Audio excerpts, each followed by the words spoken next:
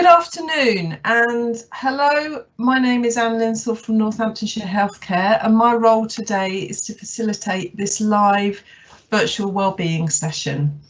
I'm supported here today by colleagues both in the facilitation team and the technical support team, and our role today is to support you and to ask any questions you may have of our keynote.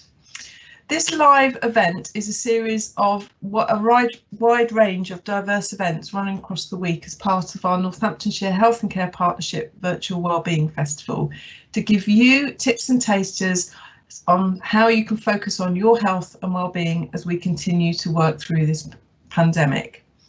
Before I introduce our keynote today, I would just remind you that if you have any questions for the presenters, please put them in the question box and we will do our best to answer these at the end of the session. You can also like questions asked by others. Already within the questions, you will find a link for you to provide us with your email address so that we can send you directly after a short feedback form for you to do online. We really value and want your feedback. The session will run for about 60 minutes today, and it includes time for questions. So it gives me immense pleasure to introduce to you Clark Carlisle and his wife Carrie. Clark is an ex-professional footballer, having represented England and played for several clubs, including Leeds United, Watford, Burnley, and of course our very own Northampton Town. It's fair to say Clark is known for his elegance and candour, and he's spoken openly about the depression which has dogged most of his adult life. Publicly discussing his mental health struggles and attempted suicide has put Clark in a position of influence to aid the breakdown of stigma around this subject. I know we are going to hear an impassioned and heartfelt session from Clark and his wife Carrie, sharing their powerful story, which I'm sure will have many lessons for us all as we work through this pandemic, but remain focused on our own and our colleagues' well-being. So there'll be an opportunity for questions of Clark at the end and Carrie at the end of the session. So without further ado, I will hand over to Clark and Carrie Carlisle. Good afternoon, Anne, and thank you very much for such a lovely introduction. It's an absolute pleasure for us to be here with you today at the beginning of what is a timely wellbeing festival. So much going on at the moment. We're going to share our experiences with you, generally because we don't want anyone out there to have to go through what we've been through. So we share our experiences and our actions so that you don't have to emulate them, and hopefully you can take something from what we've learned to introduce some preemptive actions into your life and intervene before you get to crisis point. So it's going to be myself speaking for the first portion of this, and then my beautiful wife will come in afterwards and share her experiences. Yes. So it's a bit weird. It's a bit intense. Like we sit this close to each other. So good luck. You don't need it. Be fine. See you soon. Thank you. I'm really nervous. I'm nervous about this delivery. I was just saying to Anne before, and I get nervous for very different reasons. It's so bizarre. I could play football in front of 90,000 people, and that's my comfort zone, you know, just go straight into work mode, autopilot almost. But yeah, I'm not even in front of anybody. I'm just in front of a camera, and I feel so incredibly nervous.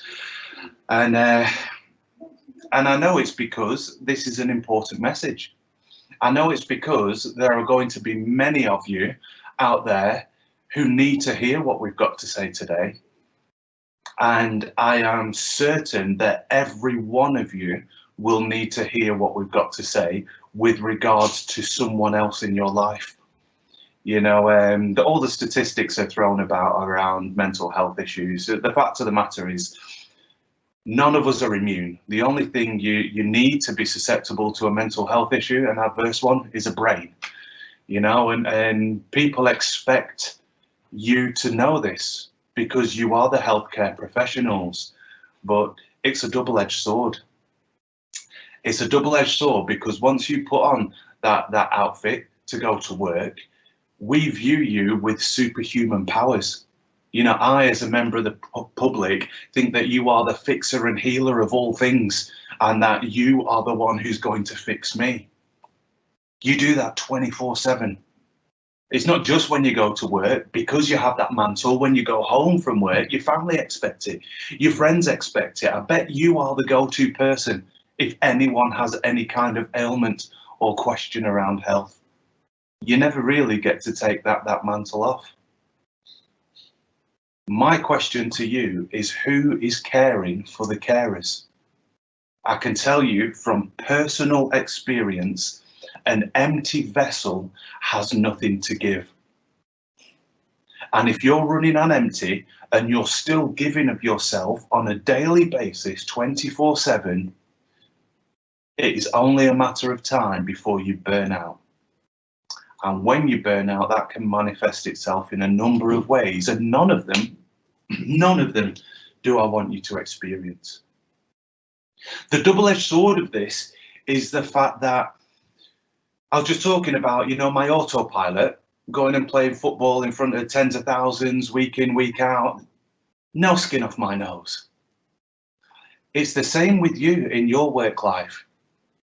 You confront and deal with trauma every single day of your lives. Every single day. So much so, not that you become immune to it, but you can almost become apathetic to it. It just is. It's part of everyday life. And the danger of that is that when something is happening in your own circumstance, you start to use your daily life as the yardstick. You don't do it on purpose all the time. Sometimes it's subconscious. Sometimes it's subconscious that, yeah, I've been feeling a bit overwhelmed, or I've been feeling anxious, or my mood's been low for probably 2 or 3 weeks now, but I've not had to have a limb removed. Oh, but I've not had to have open heart surgery. Oh, but I haven't had to experience with bereavement in the family. And because you use that as your yardstick for comparison, you tend to minimize what is actually going on in your own circumstance. Well, what I want you to do while you listen to my wife and I today, I want you to take off that mantle, take off that work persona, because I know that your work persona does not define you as a human being. There are traits and there are behaviours that we must adopt in our work life. I had it in football, where fear doesn't exist, where you must succeed at all costs, where you're not scared of anyone, and you will do absolutely anything and everything to achieve that blinkered goal. That was necessary for me to succeed as a footballer. It was necessary for me to become elite in that sport. But the mistake that I made was that I used these traits when I was Clark the human being as well. I transferred these traits of never showing any sign of perceived weakness or vulnerability, not sharing any anxieties or any worries that were in my mind. That these thoughts were anything less than perfect was failure, and not just failure, it was abject failure, and I felt distinct guilt and shame around that. I transferred those thoughts into my daily life, into the way that I fathered, into the way that I was a son and a friend, and it was totally destructive.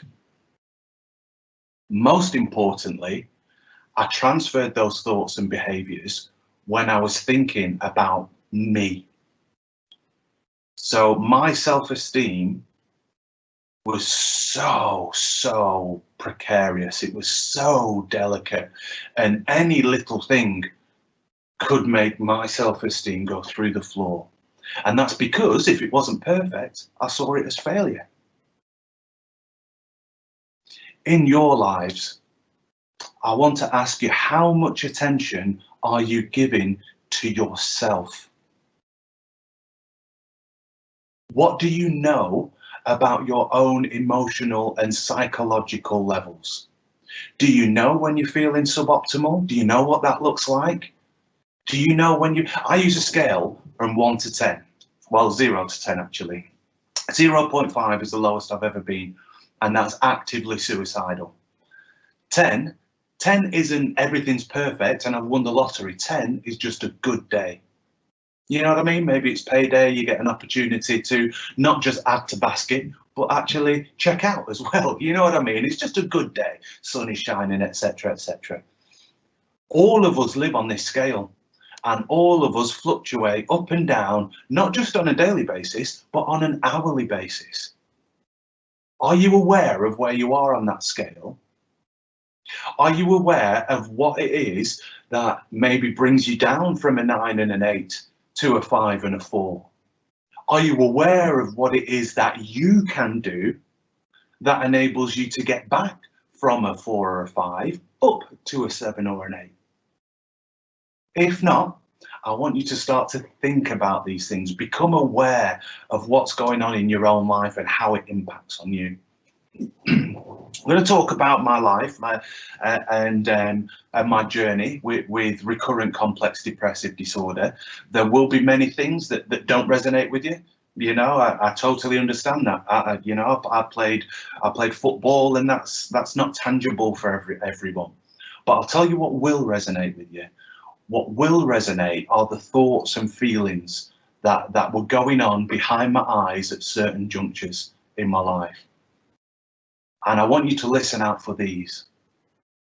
And when these things resonate with you, I want you to ask yourself, do I know what to do about it? We're joining you at the beginning of this Wellbeing Festival, where hopefully over the course of the week, you're going to be introduced to many, many different things that are going to be wonderful in order to maintain and lift your personal well-being. The most important part of understanding your own well-being is knowing exactly when to intervene on the descent. Exactly when. You know, there are certain spontaneous suicide attempts, that there are some, you can't discount those from the figures. Yet the vast majority are people who have gone on a descent over time and get to that place where they're so closed with no objectivity on their thoughts or their feelings that the futility and the hopelessness and the isolation of that darkness is so overwhelming that suicide is either the way out or, as was my experience, the logical solution. You know, I find it incredible sitting here today to say that to take my own life was the logical solution for me. That's how pervasive and warped your mind becomes when you're living with depression that is unchecked, undiagnosed and untreated. So I want you to become aware of where you are early in this journey so that you can make small interventions now that mean that you don't get anywhere near where we've gone.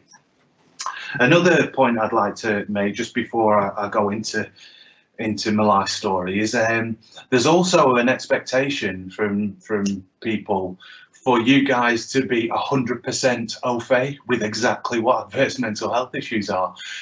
There's an expectation for you to not only know exactly what they are, but you know what every sign and symptom is and what every support structure is. And it's just simply not true. It's simply not true because you haven't got time. You haven't got time to learn all these things in amongst your daily journey. And to engage with them yourself can almost seem contradictory. You know, when you have an identity as someone who heals others, who helps others to get better, there's a real reluctance in even acknowledging the fact that you might be the one in need of help yourself. So that's why I think it's so important that if you're listening today, then please tell me that you're listening as Anne, you're listening as John, you're listening as Paul. You're not listening as the healthcare worker. That's quite an intro, that. I didn't expect it to be so long. Look, my name's Clark, Clark Carlisle. I was born in Preston in 1979. And I was born into what you'd now call an underprivileged household. You know, basically mum and dad were skint. I had a black dad, white mum, late 70s. Why is that relevant? It's relevant because you know, dad had to be prepared to physically fight to walk down the street with my mum at that time. An incredible dynamic, you know, for them to get together. Not only that, you know, dad could never get a job, and it wasn't because he was unintelligent or because he was idle. It was because he was a 6'5" black man in the north of England in the late 70s. You know, very physically intimidating, and because of that, people didn't give him the time of day. You know, even though that was their circumstance, they instilled in us that you don't need money for a loving household, don't need money for a clean household, don't need money to learn manners and respect. Basic fundamentals of life. You know, they're sadly missing in some quarters, but we're trying to instill them in our children. And what amazed me about my old man was that even though his life was evidence of the total opposite, he fed into us as kids that if we believed in ourselves, if we committed ourselves and gave 100% to everything we do, that we can achieve anything.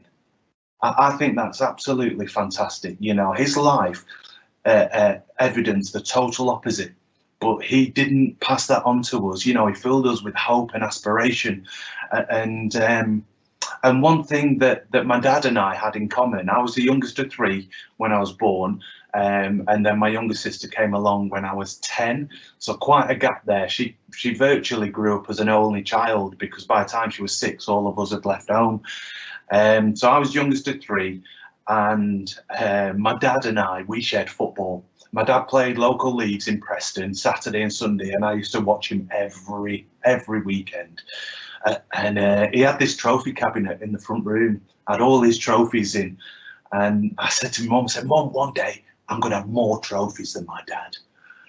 And I achieved that age 12, so I had to reassess my goals. You know, I was like, Mum, one day I'm going to have more professional trophies than my dad. And that was my driving force. I wanted to emulate my dad. You know, I wanted to be so good at this shared joy that we had. And not only that, you know, dad, because his identity was that of, you know, it was a typical archaic hunter-gatherer. You know, he was father, he was provider, he was disciplinarian, and because he couldn't get a job and he couldn't fulfill that role that he had applied to himself, it hit him hard, you know, and we didn't see him that much. Dad used to spend a lot of time locked in his room smoking weed, which a lot of Caribbean men did and still do, to be honest. You know, so I only ever really saw my dad when I was playing football, or he was, and we were doing good things, or when I was very, very bad, and he had to come out and discipline us. And like I said, you know, he's 6'5", a hand the size of Africa. I did not want to feel the back of that hand when I was naughty. So I strove to be good. I strove to be good, and especially at this sport of football that we had in common. So when at 16 I had the opportunity to sign for Blackpool, I jumped at the chance. It was perfect. You know, it was a chance for me to show Dad how good I was at this sport that we loved. And I moved away from home, 16 years of age, day after my final GCSE, at which I got straight A's in my GCSEs. You know, I did well academically because I applied myself to that just as much as I did my sports. And but I chose football because I could always go back to education. I chose football because that was what my father and I treasured. And I went to Blackpool, and at 17 years of age, before I'd even signed as a professional, I got my opportunity to play for the first team. I was going to be a bona fide league footballer. We were away at Wrexham. I don't know if any of you have been to the old racecourse ground in Wrexham. On a wet Tuesday night, oh my gosh, it's grim. It's grim, but this is where my dream was going to come true. I went out there. I'm a defender, as any of you Cobblers fans will know. I'm supposed to stop the goals, not score them. I went out and we came in 3-0 down at half time. 2 of the goals were my fault.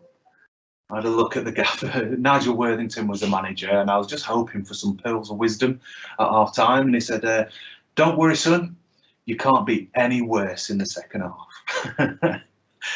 That's a verbatim quote. Thanks, gaffer. And he was right. He was right. In the second half, I was bang average. But we won the game. We won the game 4-3. Tony Ellis scored a hat-trick. Mark Bonner scored the winner. And I remember being on the bus back to Blackpool at the end. Really mixed emotions. We'd won the game, which was brilliant for the team. But, you know, I thought maybe, I think I might have been found out here. You know, I'm a 17-year-old kid, and I wasn't this tall. I put a massive growth spurt on between 18 and 19. So at 17, I was just a thin slip of a lad. And this wasn't the mega money days of football, you know. This was mid-90s when old Division 2 was still, you know, guys on £400 or £500 a week, and they were going to kick this kid in the air to pay the bills, and they did. I was like, wow, I'm not sure I'm good enough. But anyhow, Saturday came along, and Nigel Worthington, the manager, said, "Clark, I'm sorry, you're in the side again." And this time I was going to make my home league debut. Oh, ironically, it was against Carlisle United. Mum, dad, granddad in the stands. Dad and granddad have been at every game of football that I've played since I was yay high. It's a big, big moment for me. It's 1-1, 90th minute. Corner comes in from the left-hand side. It's flicked on by Andy Priest, and bang! There's yours truly at the back post.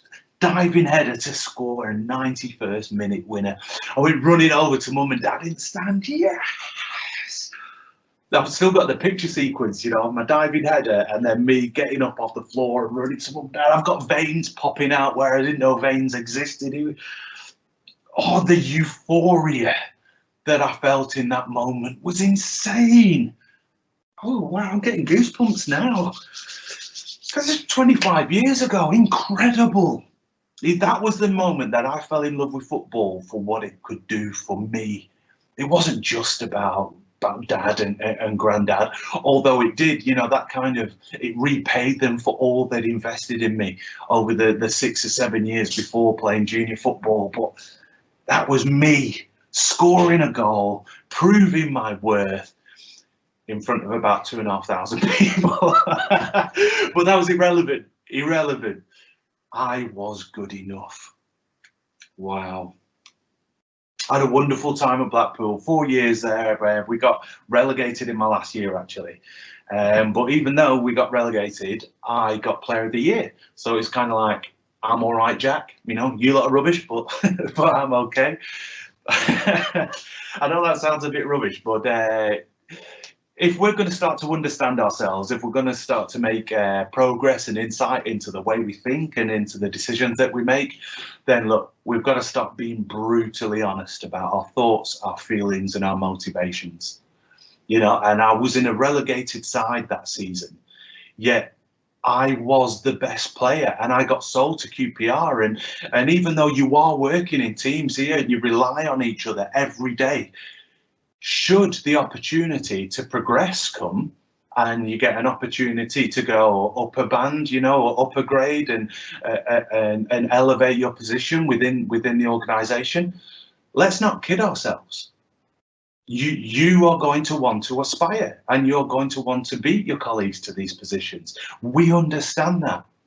We understand that it's not a simple thing that we're asking you to do here. We want you to retain your aspiration. We want you to retain your ambition. We want you to do that with a modicum of humanity. So in that situation, yeah, the Self-Preservation Society kicked in and I got sold down to QPR, and this was a big deal for me. You know, in 2000, QPR had just been relegated from the Premier League, and they bought me for £250,000, £250,000. You know, it doesn't sound like much in today's market, but if you factor in year 2000, factor in inflation and Brexit, no, it's not a lot of money, but it still validated me. You know, I was now a commodity within the game. Someone wanted to pay for my services. This really cemented my identity as a professional footballer. And I went down to QPR. They had experienced internationals in the side, and the manager said, "Clark, you're going to have to wait for your chance." But Clark, he doesn't wait. I just talked about myself in the third person then, didn't I? Yeah, I don't wait. I applied what my dad told me, and I worked hard that pre-season. And come the first game of the season, I was in the side, and I had a magnificent debut for QPR. 0-0 against Birmingham, marking Jeff Horsfield, a big old bricky, and we had a fantastic battle. Man of the match again, and then after that, I was a first name on the team sheet. You know, it was wonderful, and life was just starting to burgeon for me. This career, I got a call up for England under-21s. You know, a lot of people dismiss youth international caps, but let me tell you, I've told you how proud I was at Wrexham, making my professional debut. Well, can you imagine how I felt at Middlesbrough Selnet Stadium with 3 lions on my chest, singing the national anthem? Mum, Dad and Grandad in the stands. They're all in tears. It was my proudest professional achievement to date. It was awesome. Not only that, I started to knock about with these guys in West London, you know, me and Ashley Cole and John Terry and Joe Cole, going to nightclubs, getting recognised in the street and getting interest from girls. I'd gone from £500 a week to £2,500 a week. I was absolutely minted. It was incredible. And then we had a night match against Fulham, and just an innocuous tackle with Rufus Brevett. Snapped my ACL, LCL, popped the TS, ITB, rotated the fibula head, dislodged the nerve, ripped the hamstring off. I usually have to explain a lot of that to some audiences, but you guys will know that is a comprehensive knee injury. I went to see Mr. Andy Williams down at Chelsea and Westminster. He was just coming up. He'd just done Gus Poyet's knee, and he had just introduced the hamstring method for cruciate ligament replacement instead of the patella tendon method. And I went to see him, and he said, "Clark, look, your knee, it's buggered." I thought, "Oh, thanks, boss." I said, "No, seriously, you're going to have to prepare yourself to walk with a stick." He'd just treated Pierluigi Casaraghi, who Chelsea had bought for £20 million, who had the same injury, but he hadn't ripped his hamstring off, and he had a floppy foot. So it's like, "Clark, this could very well be the end of your career." Oh, wow. What do I do? 21 years of age.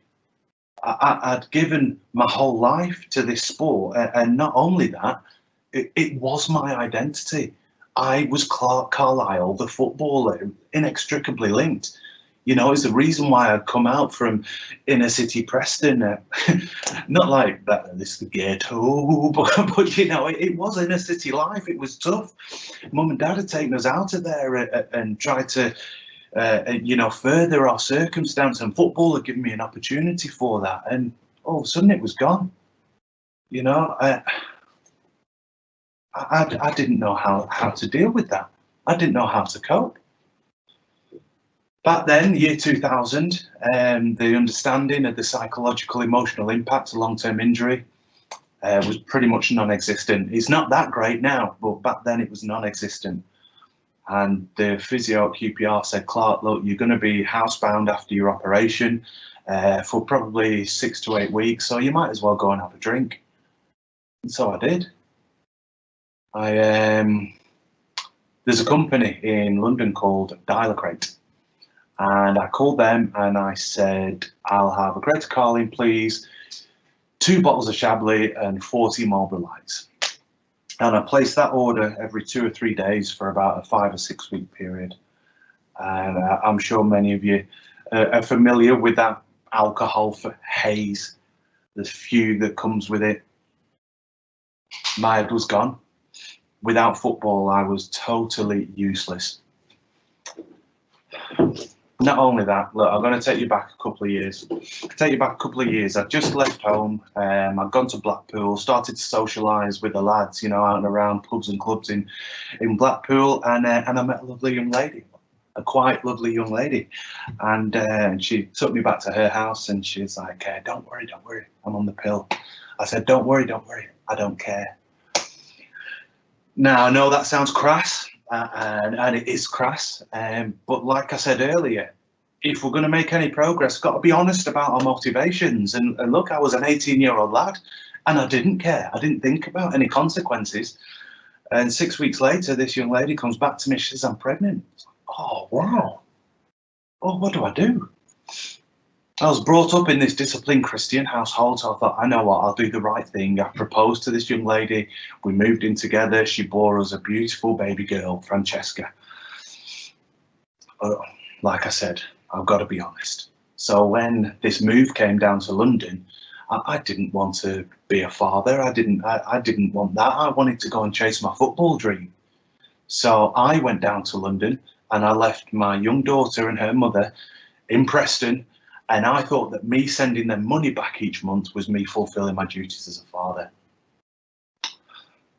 It's amazing what you can convince yourself of, you know, when you don't share these thoughts and get any objectivity.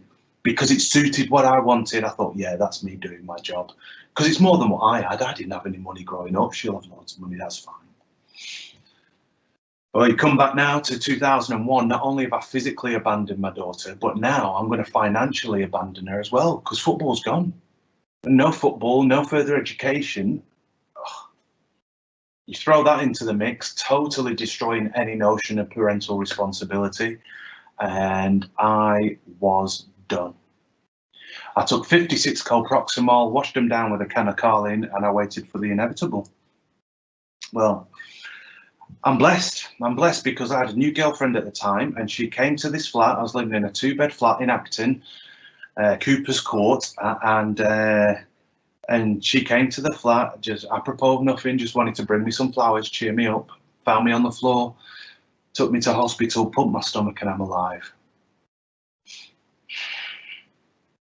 Do you know the physio came and discharged me from hospital without me seeing psychologist, psychiatrist, anyone, because the club didn't want anyone to find out.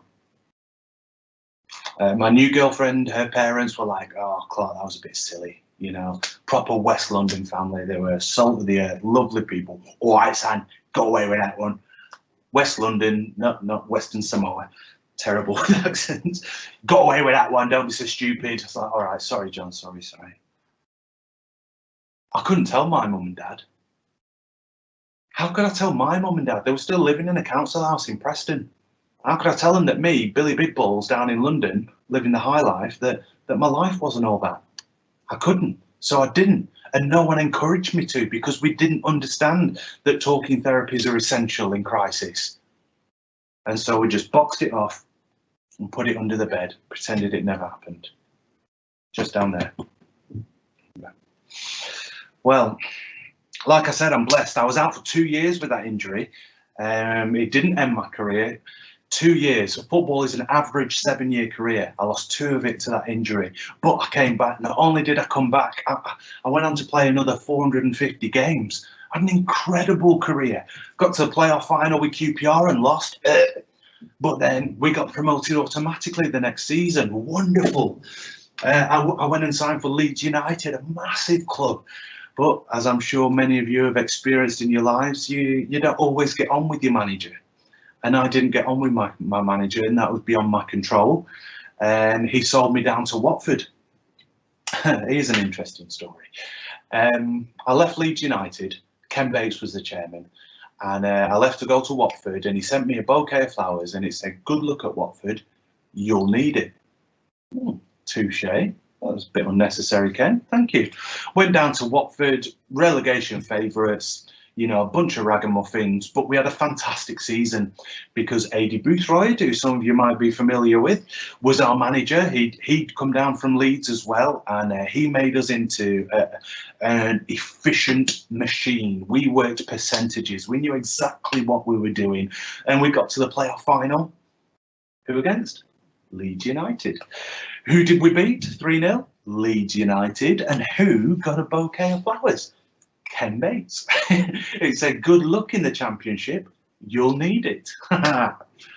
Now, I'm not bitter. I'm not bitter. I let that go. But it kind of reaffirmed one of my principles in life. I don't care who you are, where you think you're going. I don't care who they are or where you think they're going. Treat everyone with manners and respect. I truly believe you reap what you sow. So anyhow, we got to the Premier League. I was injured again. I had ossification in my hip flexor. And we treated it as a muscle injury for about 5 months, and then we got it x-rayed and saw the bone in there, so I had to decalcify, and as you know, you get all brittle. I was wrapped in cotton wool, recalcify once they're gone, and by that time the Premier League season had gone. Watford were already relegated, but I did get to make my Premier League debut, and I thought, at last, you know, Premier League footballer, that's where you want to be in England. And I could tell my kids I played in the Premier League. And at the end of that season, AD, as ruthless as he is, said, Clark, you're too slow. And he sold me to Burnley. And I actually thought that this was going to be the end of my career. I thought, yeah, I'll just go up there. I'm a northern lad. I'll lay down some roots. And because I was married at this time to my ex-wife, lay down some roots and find a school for children and stuff. But little did I know, I was about to embark on the most wonderful part of my career. Again, Burnley, bunch of ragamuffins. But a manager came in who was the total opposite of Adi Boothroyd. In fact, he might have been the most unprofessional manager I've ever worked for. Owen Coyle came in, and we used to play crossing and shooting for Krispy Kreme donuts. We used to do small-sided games of football for crates of Iron Brew. And every Friday before the game, if you lost at these pursuits, you would bring in 4 trays of donuts, 2 crates of Iron Brew, and that was our lunch the day before a game. We were the fattest squad you've ever seen, but we were the happiest squad you've ever seen. It's incredible. A happy workforce is a productive workforce. And we ran through brick walls. We got to the playoff final, this time at Wembley, 90,000 people. And I was man of the match. This time, mum, dad, granddad, children in the stands. I was man of the match, and we'd earned the right to play in the Premier League. Not only that, we got to the Premier League and we beat Man United, reigning champions, at home. Forget my grandkids, I'm going to tell your grandkids about that. What an achievement. Oh, it was wonderful. Wonderful. And then, as is in elite sport, you know, you get older, and my head was the best footballer it had ever been, but my body couldn't cash the check. And you start to drift down the leagues. I went on loan to Preston and York, and then I ended my career at the wonderful Cobblers. And my last game of professional football, actually, was at Wembley, the playoff final against Bradford. Not my finest performance, but a hell of a way to end a career, you know. The home of football, wonderful. Ah, and then I retired. Retirement's a tough transition, very tough transition. You go from being relevant to obsolete overnight. You go from structure to no reason to get up, no reason to go to bed. You know, it's really bizarre. People say, but weren't you Clark Carlisle? I'm like, oh, I still am, but I just don't play football. So bizarre, really, really strange dynamic. And I went into it and I prepared for it. You know, I'd studied for a degree in broadcasting. I went and commentated for ITV. You know, I got to the Premier League when I was playing, but when I was commentating, I got to the World Cup final with ITV, you know, sipping fresh coconuts on Ipanema Beach, just incredible. I presented a couple of documentaries for the BBC. I wrote a book about my time when I was at Northampton. I was chairman of the PFA. My peers had elected me to represent them, a fantastic honour. You know, I went on Question Time. I won Countdown. We've got a countdown teapot. It's awesome. You have a look at this from the outside, you think, wow, fantastic circumstances in this guy's life. Who would have thought that for the entirety of those 12 years that I was living with recurrent complex depressive disorder? I didn't. Even though I'd already tried to take my own life in 2001, we packed it under the bed. And how did it manifest itself? It manifested itself at first with sporadic outbursts of really destructive behaviour. You know, often in the early days, alcohol benders, 2, 3, 4 day benders. You know, I never wanted the night to end. I was that guy looking for a petrol station or off license at 4 or 5 in the morning, desperate to get another drink. And you know, looking back, it wasn't because I desperately loved alcohol. What I loved was the fact that alcohol abdicated me of all my responsibilities. They were still there, but I just didn't give a toss, and I loved that freedom, and I just wanted it to continue. So at first we thought it was alcohol, and I went into a rehab clinic, 28 days, came out sober, excellent, sober for 2 years, but still I'd erupt in some destructive self-sabotage behaviour. You know, sometimes it'd be gambling, 2, 3 day gambling benders. It might be computer games. I'd just stay and play Championship Manager for 2 or 3 days, not go to work, not answer my phone. I remember sleeping. I was in bed for 3 days, and I don't mean pottering around the house, you know, I mean I was in my pit, weeing in bottles next to the bed, drifting in and out of slumber. You know, I just I couldn't understand it. It got to a point where I thought I was just an idiot. I was someone who was incapable of making responsible decisions. There was a time when it really came to a head, and this was in 2010. I'd just been promoted to the Premier League. I was chairman of the PFA, studying for a degree.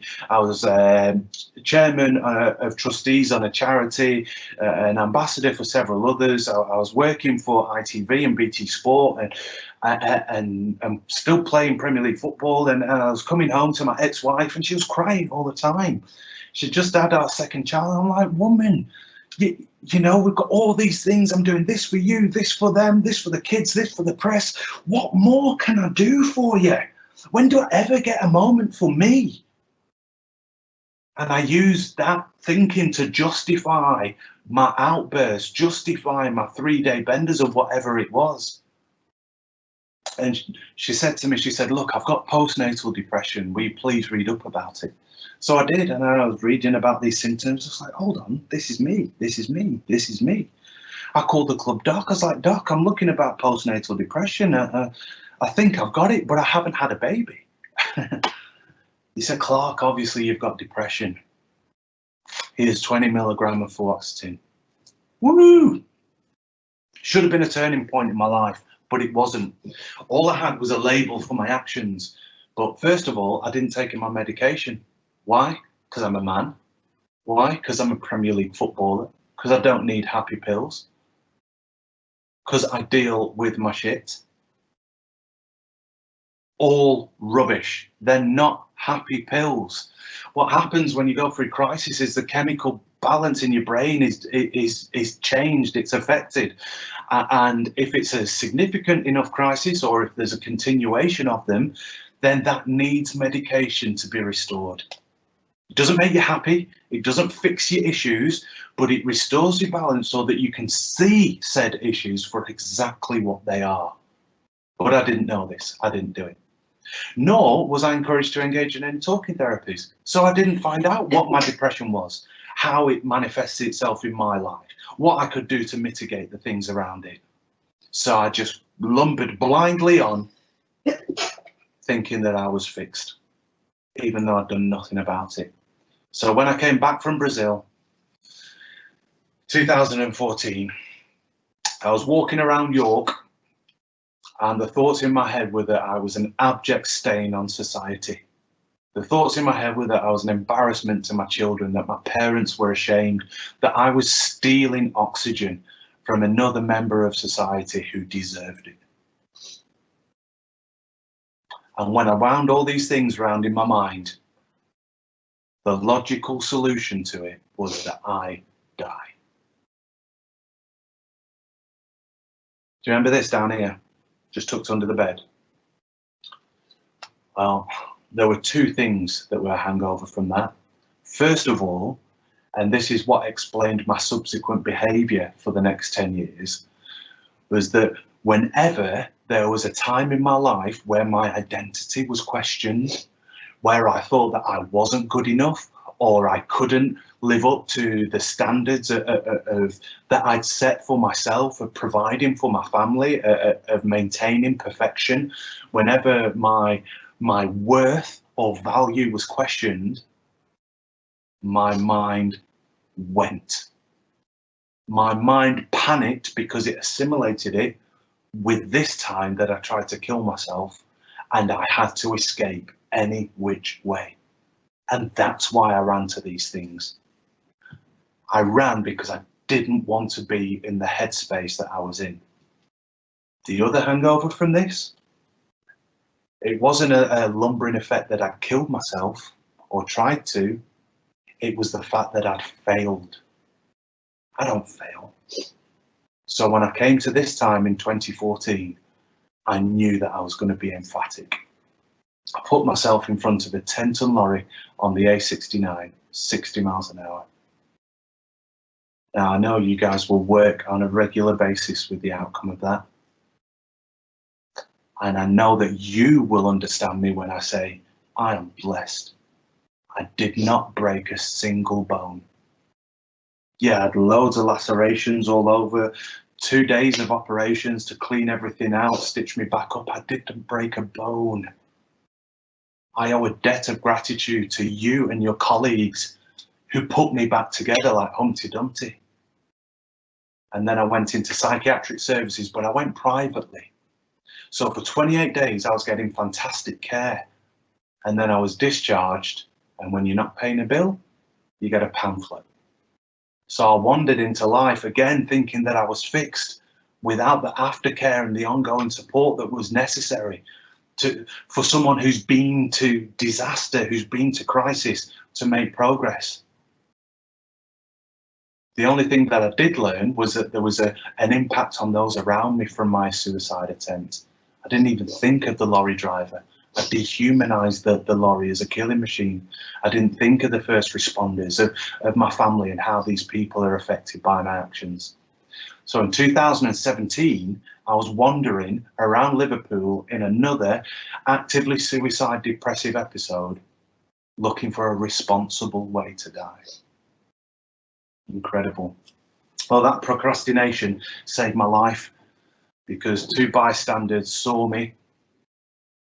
My wife put out a social media request. It'd been on the news, and they got me to a police station, and from there my life changed because I went into the NHS service. Now, Carrie's going to come on and talk to you about the last 4 years from there, because they've totally changed my life, totally. And what I want you to hear is that I sit here today the most well I have ever been in my life. We rarely hear that. I have been to the edge of oblivion, yet I sit here the most well I have ever been in my life. I don't mean happy. Happiness is an emotion, it's transient. You know, times are tough. Life is impacting us in very, very different ways now, especially with COVID. But where I am is I have the capacity to manage that now. I have the capacity to look after myself and be Clark the father to my children, Clark the husband to my wife, Clark the friend. And I also have the ability to set the boundaries where it's necessary. And that's my message to you. You don't need to go anywhere near where I've been, but if you are heading there, there are people who can and will help. You have access to IAPS, the information for that's going to come up. You have access to the crisis team at local hospitals, information for that's going to come up. If you don't want to stay within your work system because of any fears around that, it's understandable. Call Mind, call your local Samaritans, call the Samaritans or text their national number, it's free. There are people who are ready to intervene and listen. If you're sat there thinking, well, no one wants to help me, I've got to ask you, have you given someone the opportunity to help? Because first and foremost, it's got to come from me. I have to engage with those services, and having engaged with them, I can tell you that wellness is not possible. It's inevitable when you apply yourself to these services. If any of this is resonating with you, please ask yourself, do I know where to go? It's fantastic that we talk. It's imperative that we talk to the right people at the right time. If this is happening to someone in your circle, at home or at work, and you can see these actions being played out, people say men can't communicate. My actions were screaming for years. I was a man in distress. Before you judge a person's actions, maybe ask whether they're screaming in distress about something else. And if you see this, do you have the humanity that I talked about earlier? Do you have the confidence and the competence to step in and say, hey, what's going on? You don't seem yourself at the moment. And when that person shares with you, do you know exactly where to take them? Because if they do, remember, there's a strict boundary between your responsibility and that of the right professional services. It's not for me to fix everyone out there. It's for me to guide those people to the right services. And it's the same with you. Your love might want you to do more, but there is a certain amount that you should do. And after that, it's up to the person to engage and the professional services to deliver. So thank you for listening to that. I'll be open to any questions later. And here is my incredible wife, Carrie, who's going to talk to you about her experience. Okay, bye. Okay, love you, bye. Love you, bye. I don't know where I am. Hi. I've got, about what, 5 minutes? I'll talk fast, that's okay. Clark took you to 2017 and I popped in at 2016. That's when I came in the scene. So my talk doesn't need to be as long. Don't even have any footballing stories. So we aren't going to take long at all. My role is just to debunk a few of the common myths that we found on this journey that we've been on these past 3 years, but I guess 4 years since we met. Because we're just ordinary people. We're not professionals. For all we would raise awareness about mental health and stigmas and whatever buzzwords we used to use, we're not professionals. So we're learning everything raw for the first time. We just did it really publicly. So everyone saw us learning in real time. So retrospect is 2020 and I just want to share it with you. I want to share our story that I don't really want to share because I don't ever want you to repeat our actions. Because on the 15th of September 2017, Clark sent me a suicide note. He sent me a suicide email because that's 21st century living. And I received it an hour after he sent it. And my entire life changed at that moment. Oh my goodness. I don't know if you've ever felt saturated with regret. I felt saturated with regret that I didn't understand where Clark was because I knew he was depressed. I knew he'd had depression. I even knew he'd tried to kill himself. Clark thinks he's tried to kill himself 4 times. It's not, it's 5. That's another reason I'm here. Depression, it warps things. It warps reality. Of course it does. Otherwise, why else would killing yourself be logical when it's not logical? It's never logical unless the mind isn't very well. Clark sent me a note. He was so sorry, but he couldn't be here anymore. I was 6 months pregnant. And when I say it, I still feel it. I still feel the physical shock of reading that note and thinking, oh my gosh, I did not see this coming. I didn't see it coming. It's too late. The worst words in the English language, the worst feeling in the English language. And for 12 hours, which doesn't sound long, but for 12 hours, I thought he was dead. Thought he was dead, and I would have done anything to change. He wasn't dead, obviously, spoiler alert. He was found by 2 Scouse angels. And I wanted to bring him home. That's when I started my litany of mistakes. Clark says they're not mistakes, and technically he's right. If I repeated them now, they'd be mistakes, but I just didn't know any better. And when you don't know any better because you haven't done it, well, that's the only way you learn. But the stakes are too high to learn through experience. So this is why, again, I'm telling you this. I wanted to bring Clark home when he'd been found. I've just skipped over the worst 12 hours of my life. So, okay. And I was told in no uncertain terms, if you bring Clark home, he will be dead by tomorrow. That was a huge lesson for me. And I'd like to give you that one so you don't learn it. Please don't learn that one through experience. You take someone away from the ledge, you take the noose from their neck, you take the razor out their hands. All you're doing is delaying action. You haven't changed anything. You haven't changed their beliefs. You haven't changed the hopelessness. You haven't given someone hope. That's important. We'll come to that. We haven't given Clark any hope, so we had to protect him from his own self. So he was seen by the 24-hour crisis team in A&E, which is I would go to every time now. I'd chain us to a chair there and wait. At the time, I didn't realise how amazing the NHS was. I thought you had to pay 10 grand a week, beg, borrow or steal it to go into private care.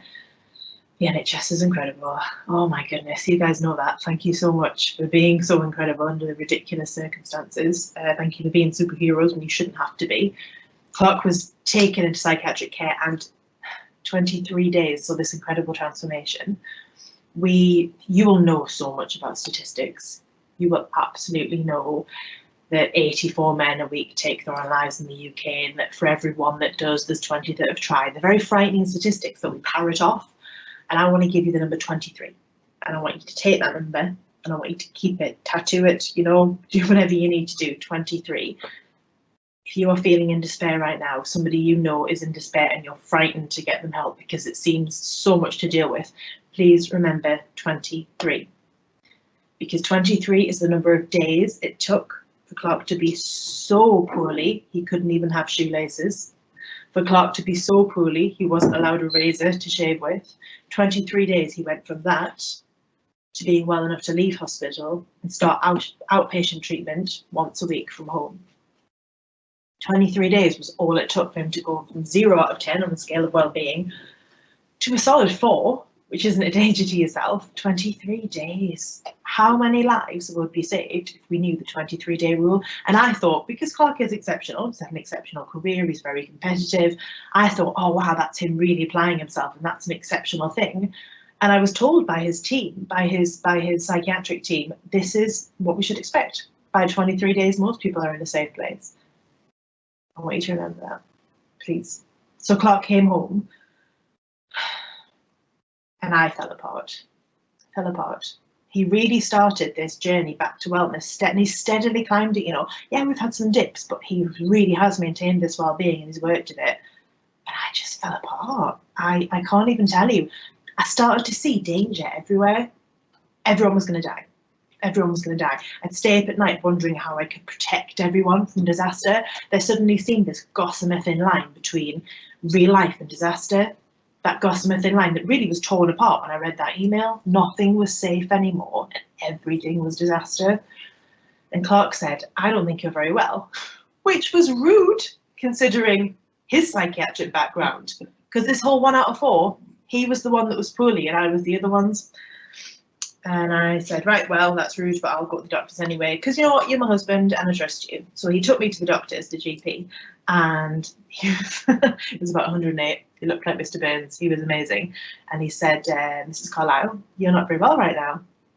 And it was like I'd never heard it. Isn't it funny how you need a certain individual to say things for you to listen? He wasn't saying anything Clark hadn't said, but I dismissed Clark because I loved him, so I didn't take him very seriously. So Mrs. Carlisle, you're not very well. Now, just as my own personal way of framing things, I totally believed there was mental wellness and mental illness. And once you cross that line, that was it. Whew, you had a mental illness. There are very, you know, I'm teaching you things you already know with this bit, but yes, there are illnesses, bipolar disorder, schizophrenia, severe depression, everything in between that. There are a plethora of mental illnesses that are lifelong, that do need medication, but there's also the spectrum of mental wellness that we all go up and down. And I didn't know that. And he said, Mrs. Carlisle, you're not very well. You're not mentally ill, but you're not very well. You've had a trauma happen to you, and it's not your first one. And well, how do you contextualize your own experiences? And I said, no, this is my first one, thinking this is definitely the first time this has happened to me. And he said, think of anything traumatic that might have happened to you in the past that will have affected you on this level, to where you haven't fixed it, the world already was an unsafe place, and then this happened and it compounded it and everything fell apart. oh right, yeah, light bulb ding. When I was 26, I nearly died from the virus and spent years, way before it was fashionable, by the way, spent years in bed, spent years in a wheelchair. And he said, okay, you didn't fix that. I didn't know, and this is so relevant right now, I didn't know that having a physical illness or being exposed to other people having physical illnesses was a mental trauma. I had no idea. I didn't understand that physical and mental were the same because one's in the mind. Right, that blew my mind. So he said to me, you're going on medication for 6 months, citalopram. Oh, I'm kind of highly strung, don't know if you've noticed. And he said it just turns the volume down. It did, it turned the volume down on my thoughts. It did, it slowed everything down. It's like getting in a warm bath, it was wonderful. But I also needed talking therapy. Now, Clark and I are big believers in all things well-being. We're also big believers in complementary therapies. So yeah, go for a run. Yeah, take care of your diet. Yeah, do whatever you want. But you know what, if you're feeling the way that we've described, me, the mild end, Clark, severe, there's no getting around it. Talking therapy and medication, you're not the exception to this rule. None of us are. Complementary therapies go along with it, but not alternative, not alternative. So I took them. So I had the talking therapy, and I'm an Olympic level warrior. So it wasn't about Clark and his illness. It wasn't even about the trauma that we've both been through, because it didn't put me through anything. It was us together, us versus this thing that had damaged us. And I learned tools to deal with stuff that I've been dealing with for decades, just thinking, oh, I'm an anxious type of person, oh, I'm a highly strung type of person, oh, I'm an Olympic level warrior. I learned all these tools. Clark's illness helped me become a better person. Very unexpected, but true. And now we manage things. We always address things head on. We have open communication, because that's not as scary as going to where we've been. Nothing is as scary as receiving a suicide note from your spouse. Intervene at any point you can before that. We're all going through a really odd, scary, uncertain time at the moment. Now, I've had enough counselling to know that I'm not good with certainty. I'm worse than most, not that I mean to brag, but I am worse than most, as it turns out. Now, if you have an intolerance to uncertainty, how do you know? Counselling's great. Is it getting unmanageable? Are your thoughts becoming intrusive? No, Clark will have talked to you about intrusive thoughts. Can you get out of bed in the morning without fighting yourself to do it? Is this manageable? I never get depressed to an unmanageable level, but I do worry. That's my thing, so I have to deal with it. I know right now, I don't know how you feel about this, because you're on the front line working for the NHS. You're there, it's in your face every day. You can't just turn the news off. This is your job. You don't get to filter this, and I can't even imagine how that must feel. I'm starting to see other people as a threat. As we're easing out of lockdown, I'm going back to how I was when I nearly died from a virus, and I'm seeing other people as a threat, and I know that's the time that I need to get intervention. I know that's my thing, and that empowers me a bit. What's your thing? What's your worry? Because we don't all have the same one. Be honest to the right people also, which is what I want to leave you with. Because it wasn't appropriate when I was 6 months pregnant. Clark could sit down now. He really could, if he wanted to, sit down and say, Carrie, I'm having suicidal thoughts. And I'd take it quite well, because I'm used to it, because I'm trained, because I know who to call, and because I hand that responsibility over. If he'd said it to me in 2017 when I was 6 months pregnant, I wouldn't have taken it well, and that's okay. That's why the onus is on him before he gets too poorly, if it ever happens again. If it does, that's okay. He does have to call someone else. We do have to call the professionals, or he tells me and we tell someone else. There's a reason why, for all it's wonderful to raise mental health awareness at work, there's a reason why it's inappropriate to sit down and say to someone, I think you're anxious, I think you're depressed. It's not our job. It's never our job. You can write someone an email, you can write someone a note. At home, we encourage people to write a note and stick it on the fridge. I'm worried about you, what can I do? Start that dialogue. Today has been your in, and that's what I'll really leave you with. Today has been your in, and if you want to make an impact at home, or if you want to make an impact on yourself, write a letter, whether it's to yourself or someone else, as I've mentioned. Take something called the Goldberg test, Goldberg. I'm a Geordie, I'll write it down, that all sounds like vowels, I'm aware of that. Get your score. From there, do what it tells you to do. It's not your job to fix it. You just need to pay attention to the to the signs that your brain is screaming at you. Lastly, you know, as people who work for the National Health Service, depression, anxiety, they're not in the mind, they're in the brain. We're talking about physical innovation here. We know that you didn't come into this pandemic rested and well funded and well looked after. People are talking like you guys came into this after a 6-week vacation in the Maldives and now you're a bit tired. We know you were already innovated before this started, and we know already being innovated and pushing yourself is the most precarious predicament a human mind can be in. Please look after yourself. Please accept that whilst people are seeing you as superheroes, you're not your heroes. You're human. You need help. We all do. Please look after yourself and then look after each other in that order. Thank you.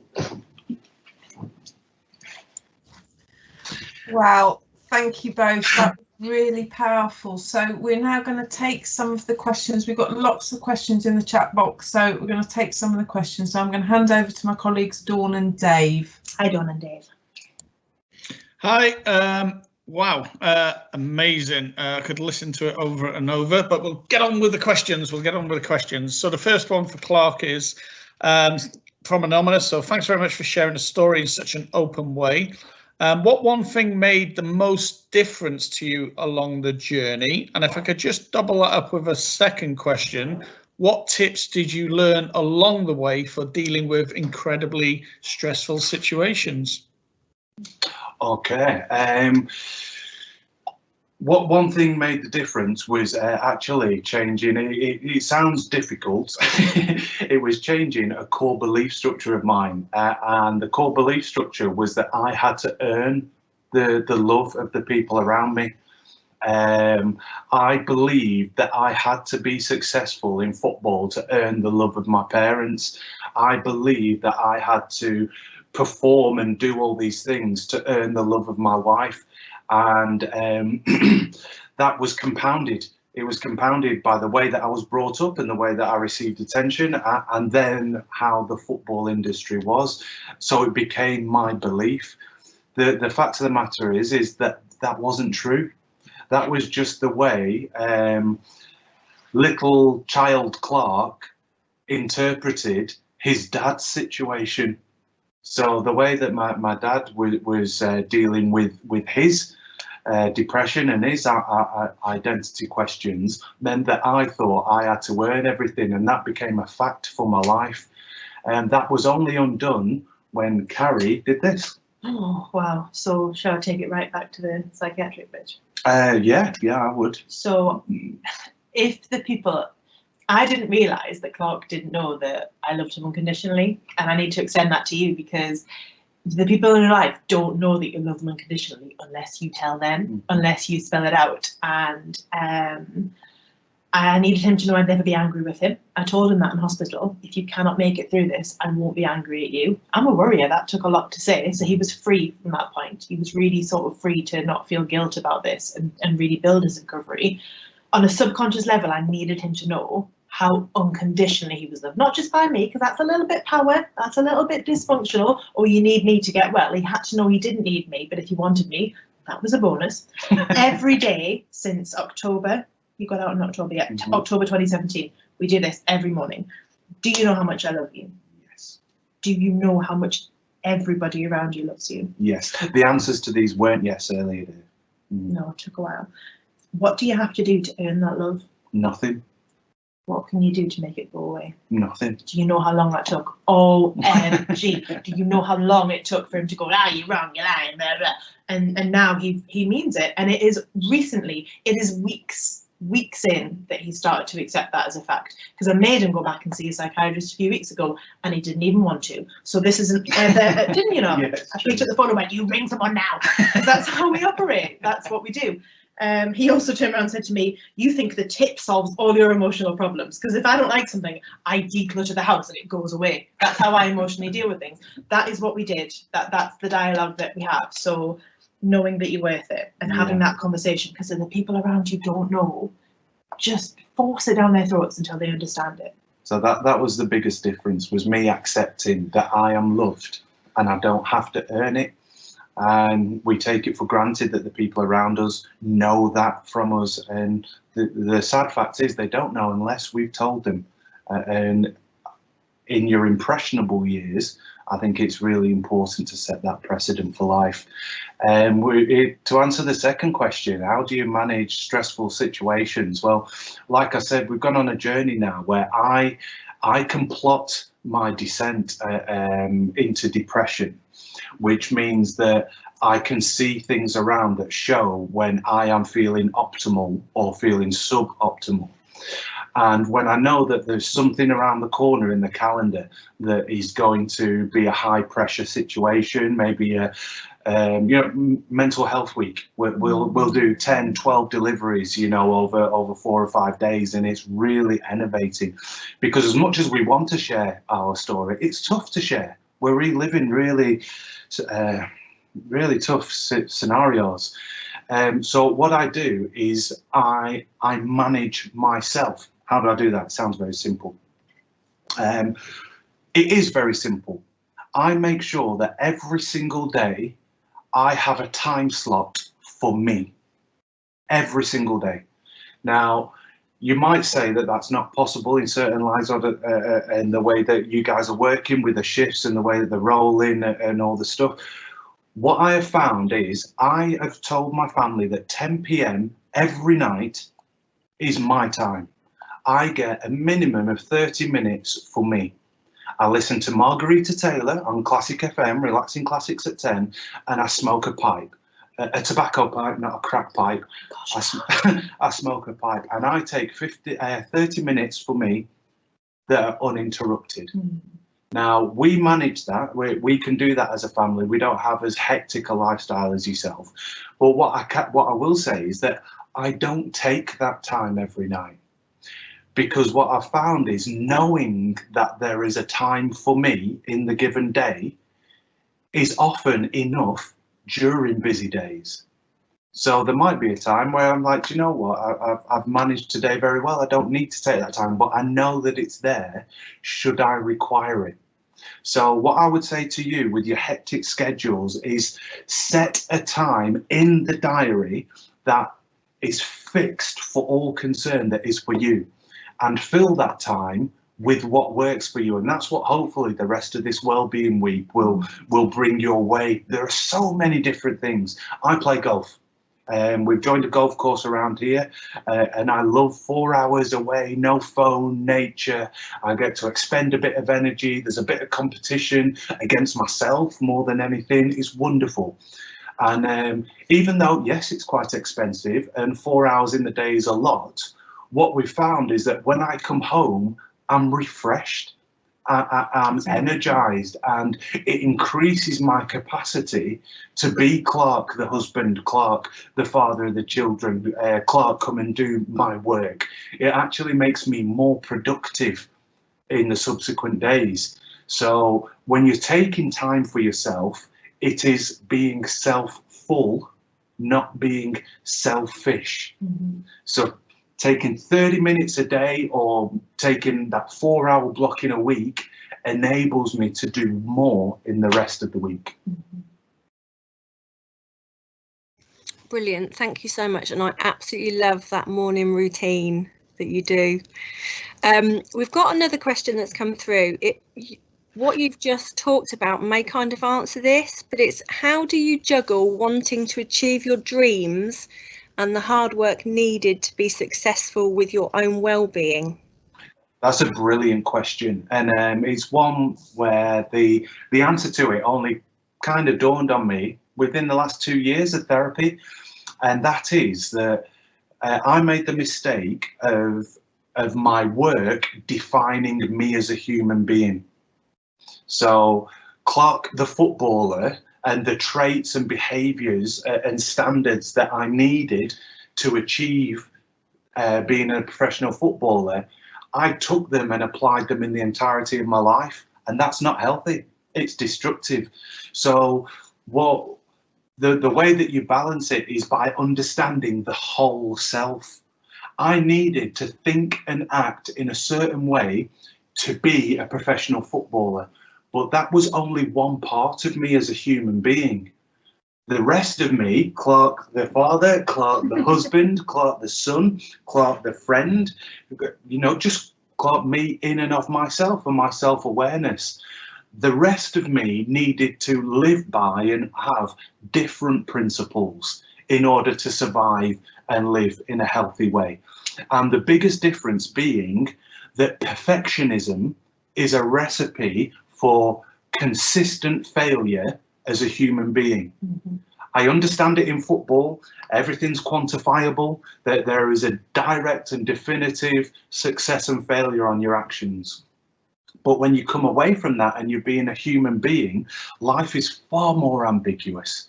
You know, even when I look back, I can look back in therapy at my father's actions with I'm going to say 2019 instead of 2020 because it sounds like eyesight. It does. with 2019 mindset and understanding and judging very harshly.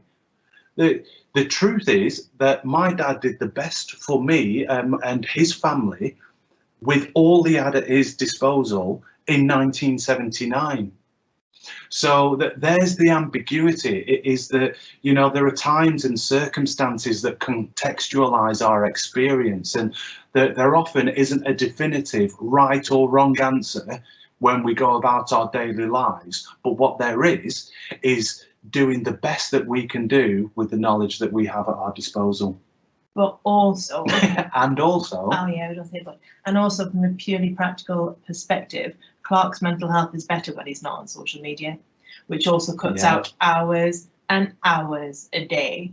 Time management is a premium. We've got so many children and so many children. We don't sleep a lot and we're awake a lot and we don't concentrate very much. And there is time to play golf and have a career. There is time to have 5 children and write as many hours a day as I need to. And a lot of it is, I love television, I'm not going to apologise for that, love watching it. Absolutely, I could probably write a book a week in the time it takes me to watch TV. So keep the stuff that makes you really happy. But if you get the hint, that start looking through the eyes of innovation. And if something in your life, make a list. Does it give to you or does it take away? If it's both, you might want to think about cutting down on it. If it's just innovating you, get rid of it. Get rid of that which innovates you. And if you can't, then get counselling to make sure. Look, we've got a blended family and that's a complicated situation. And it's always going to be a complicated situation for time, for different people in and out. But you don't get innovated by that. You choose the bits that you enjoy, and you get tools, practical, professional tools to help you cope with the bits that don't, because you can have your dream as long as you're not standing in the way of it, and most of the time it is us standing in the way of it. Yeah, Karen makes a good point about social media. The reason why I came off was because I have a Teflon Velcro mentality when it came to compliments and criticism. By that I mean there could be 1,000 compliments and they just slide off like Teflon, but there'd be one criticism and it sticks to me like Velcro, and that's what I think of and I ruminate, and that becomes how I judge myself. You know, one of the most empowering things that I've realised and I adopt it in my and our lives is that no one else gets to decide the parameters of my success and my value. Nobody else. I don't give that power to anybody else. There are certain opinions that matter within my life, and those are the ones that I listen to. Ta-da. Thank you very much.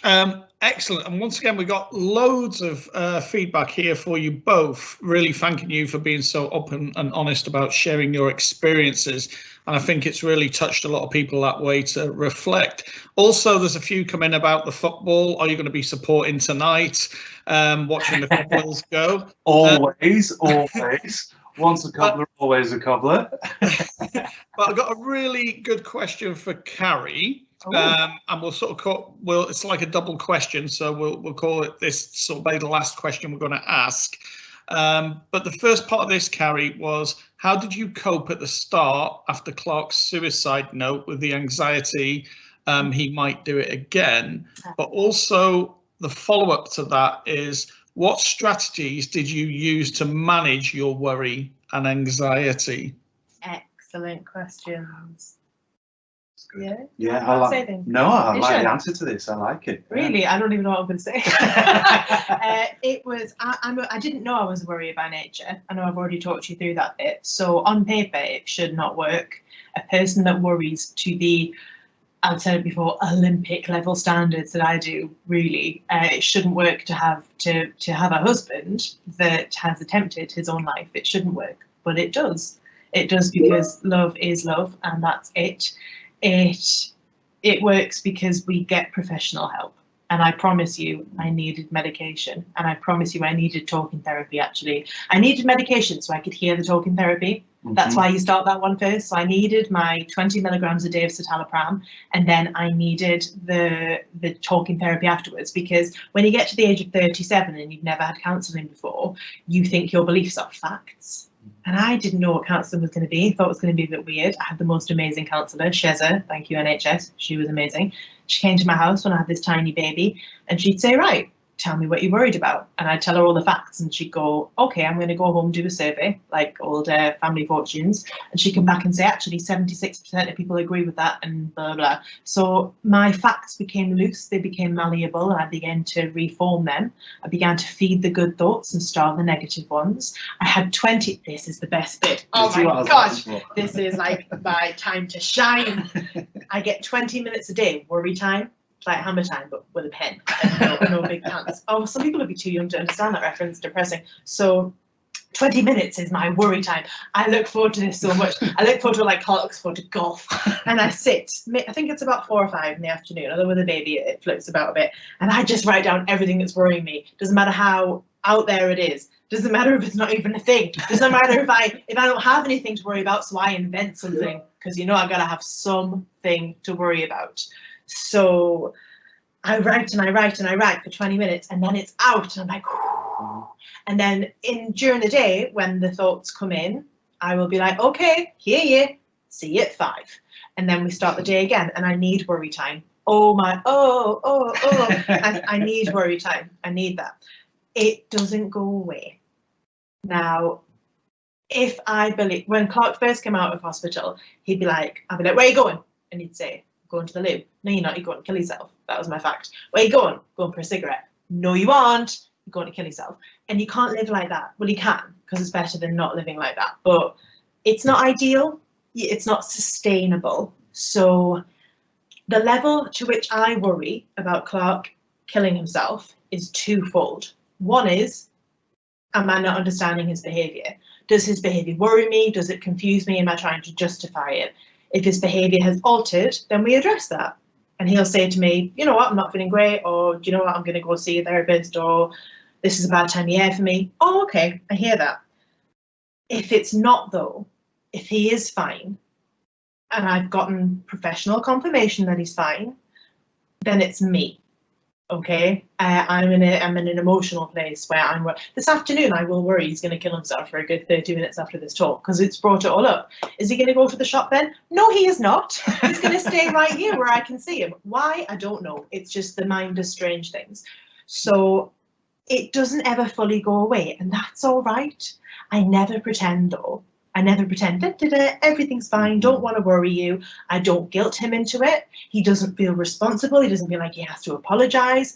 He just goes, okay, that's all right. I understand why you're worried about that. Promise you I'm fine. Do you want to ring someone? Who do you want to talk to? It's got to be that open dialogue without guilt, without justification, without apology. And some days are absolutely fine and some days aren't. And it's all life. So don't worry about it. Nothing's spoiled because nothing has to be perfect. The end. Thanks very much. That was going to be the last question, but I think there's one that's getting lots of likes, and I think it's a really important question to ask. So once again, thanks very much for sharing, Clark. What advice would you give someone who suspects their family member might need some support? Oh, that's a very good question. It's incredibly hard if you are feeling apprehensive about the issue of adverse mental health and or depression, to engage with someone who you think is suffering without it seeming like some kind of confrontation or judgment or accusation, and that's usually what holds us back. But this is what we really need to clamber over. You are concerned about your loved one or your friend, and you want to be love in action. So this is the first thing that you need to understand yourself. Your thoughts, they're not accusatory against this next person. They're not judgmental. This is you showing concern and showing that touch of humanity that we alluded to earlier. So feel comfortable in that. Feel confident in that. Second of all, before you go to the person with whatever it is that you feel that's going on, be sure, be confident in what it is that you're bringing to them. So I would suggest that you write down what it is that has raised your concerns. What I tell people to look for, because we often talk about what are the signs and symptoms, to be honest, it could be absolutely anything, because everybody is different. But one thing that is ubiquitous to adverse mental health journeys, especially with depression, is a change in behaviour. So if you've noticed that, then write it down. Write what it is that has raised your concern levels. Write down what maybe would happen before and what you see is happening now. Write their incidents down that are concerning you, so that you have it. Because one of our first reactions when we bring this to someone is they will get defensive, and then we will wither because we feel guilty at maybe confronting them. So make sure you've got it there, and you can say, oh, you know, this happened then, and usually that would happen. And finally, be knowledgeable of the support services that are available for the said person. Because even though you have identified whatever's going on and you're going to raise their awareness in this, it is not your responsibility to fix that person. You need to bring the issue to them and direct them to the appropriate support services. Now, frequently, sorry, just a sec, frequently people still have their shield up. Frequently, someone who's going through something will be defensive, will be dismissive, will not want to engage. So there are two things that I would advise in that scenario. First of all, you suggest to them to take the Goldberg test, because as human beings, when we have something in black and white that's definitive, it's a score, it's a number, it's objective, we are more likely to act on that. And second of all, if they're still dismissive or defensive, then be consistent with them. Don't go and smother someone, but just be consistent and bring to their attention, maybe in another week's time if you feel that nothing's changed, but make sure that they are aware that you are still there and you are still present for them, even if the first interaction is rebuffed. I really want to add something to that, because it's the reason that this is Esley, she's kicking off. The reason that we do this together, the reason that we talk about this together isn't just because we like each other and we like working together. It's because it's never just about someone else. It's about every single one of us. Now, if you want to use the Clark to Carrie scale of mental health, if someone is at a Clark stage, you don't bring it to their attention. You take them to hospital.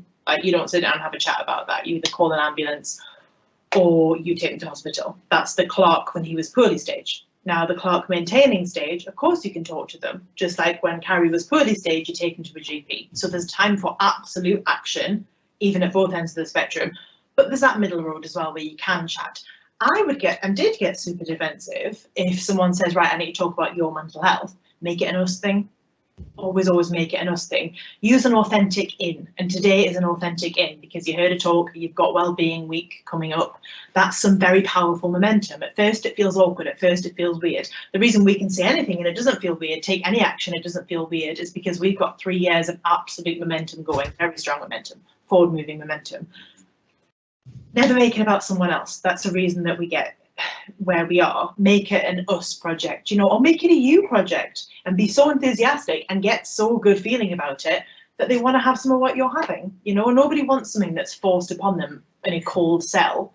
Everyone wants something, everyone wants a little bit of authentic contentment or happiness or well-being. So it's not a them thing, although it is wonderful to want it to be a them thing. It's an us thing, unless they're at the stage where it's unmanageable, in which case you take absolute action, which is why you've got these wonderful numbers that are going to come up. That was important, that's why I questioned on this. But what Clark said was very, very true. Brilliant.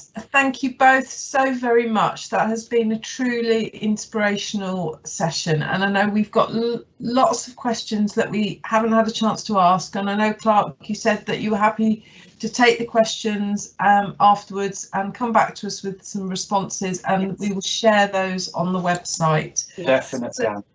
I'm sorry, before you wrap up, there's one thing that I know I haven't said, and I think it's important. I get the feeling that I need to say it. One thing that I was never aware of was my thinking, and was dysfunctional thinking, and was the fact that I can change the way that I think. So I want people out there listening to start to become aware of how you talk to yourself, start to become aware of how you deal with especially intrusive thoughts, because everybody has intrusive thoughts. I didn't know this, and I thought that my first thought was my true thought. And because of that, I thought that I was a very bad human being. Just for example, you know, people ask sometimes, it hasn't come up yet, do I think about killing myself now? Sometimes the thought comes into my head, but it comes into my head like it does any other member of the population. You know, those times when you think, oh, bloody hell, I might as well not be here. Or, oh, bloody hell, you know, I might as well throw myself off a cliff. And people say it flippantly. Yeah, that happens. But then we dismiss it. And I can marry that to, you know what it's like when you're at work and you're with your boss and you think, oh, I could just poke you in the eye right now. You think it, but you don't do it. It doesn't mean that you've assaulted someone, you know, it's just an intrusive thought and it's gone. But if you then go away from that meeting with your manager and you're thinking, yeah, I would poke you in the eye with this finger. And then you sat at your desk and you're thinking, yeah, and I'd do it on a Tuesday because everyone's in. And then you get home and while you're cooking tea, you're thinking, yeah, and after I poked you in the eye, I would say this. Now, that is ideation, and that's very different from just an intrusive thought. So if you're starting to think about harming yourself, about disaster happening to you, and that's happening on a regular basis, I remember on long drives late at night, I used to repeatedly think, oh, I could just turn this car into that bridge. Oh, I could just slam my car into the back of this lorry. And all the while, I didn't even think that that was a dysfunctional thought.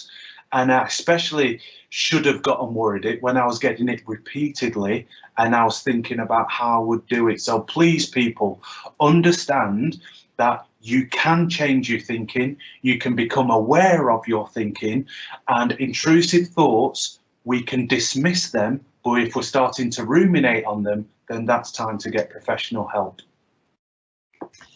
Brilliant. Thank you, Clark. Thank you for sharing that. Thank you both of you. So as I said, we've got the opportunity to take the questions that we haven't answered and pose them to Clark and Carrie, and we will share the feedback on the website.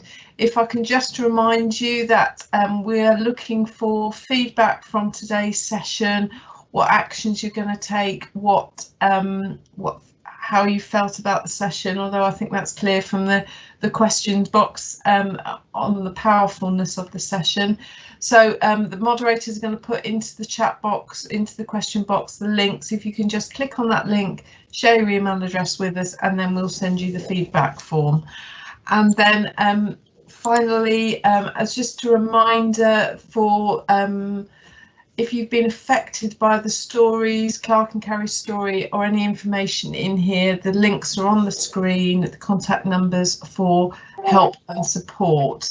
And then finally from me, I'd like to say a final thank you to Clark and Carrie for sharing their story and for taking the time to join us today. It's been absolutely inspirational. And a thank you to all the behind the scenes team and all the facilitators for their help and support. And finally, a thank you to you for all the fun, for all the hard work, dedication and commitment that you've shown, you continue to show as key workers and NHS and care staff across the system. Yes. So thank you all. Thank you. We are so appreciative. Thank you all very much. Enjoy the rest of the festival, stay safe and look after yourself. Thank you.